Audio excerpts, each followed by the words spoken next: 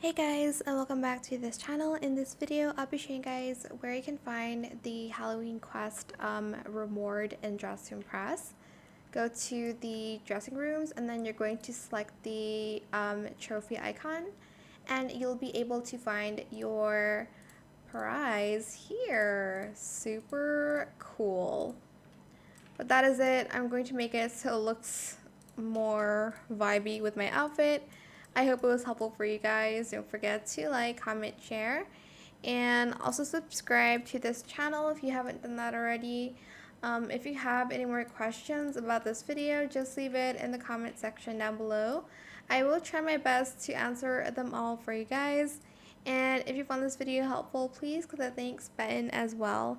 That is it for this video. Let me know what you think of the new set, of course, in the comment section down below. That is it for this video. Again, thank you so much for watching. Bye.